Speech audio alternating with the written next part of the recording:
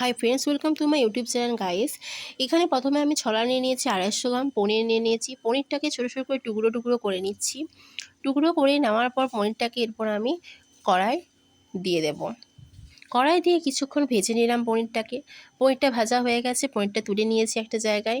এরপর কড়াইতে দিয়ে দিলাম আগের থেকে কুড়িয়ে রাখা গাজর এবং গাজরটাকে দিয়ে তেল দিয়ে কিছুক্ষণ নাড়াচাড়া করলাম।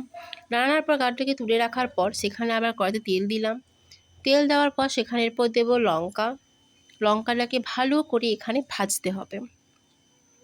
ভালো করে ভাজার পর যখন দেখবো হালকা লাল লাল হয়ে এসেছে লঙ্কাটা, তখন তখন এর মধ্যে দিয়ে দেবো তেজপাতা। তেজপাতা দিয়ে দিলাম। তেজপাতা দেওয়ার পর কিছুক্ষণ নাড়াচাড়া করলাম। তারপর ভালো করে তেজপাতা লঙ্কা ভেজে নেওয়ার পর টমেটো দিলাম।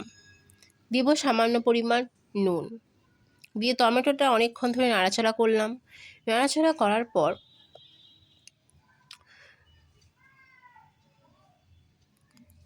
একটা গ্রেভি গ্রেভি টাইপ যখন চলে এলো তখন তার মধ্যে অ্যাড করলাম আদা বাটা। কিছুক্ষণ নাড়াচাড়া করলাম। আদা বাটা মিশে যাওয়ার পর সেখানে অ্যাড করলাম লঙ্কা বাটার জল।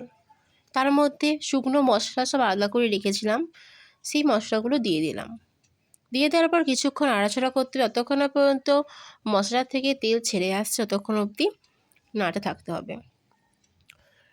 এরপরে তেল ছেড়ে যাওয়ার পরে ওর মধ্যে তুলে দেবো গাজর, যে গাজরটা আগে থেকে ভেজে রেখেছিলাম।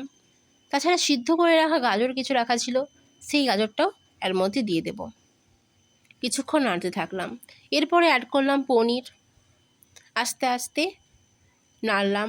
এরপর নাড়ার পর অ্যাড করব ছোলা, আগের থেকে ভিজিয়ে সিদ্ধ করে রাখা বড় কাবলি ছোলাকে দিয়ে দেবো। এরপর কিছুক্ষণ পর নাড়াচাড়া করার পর জল দিয়ে দেবো। ঢেকে রাখবো, কিছুক্ষণ পর রেডি। এরপর গরম গরম সপারি পাতে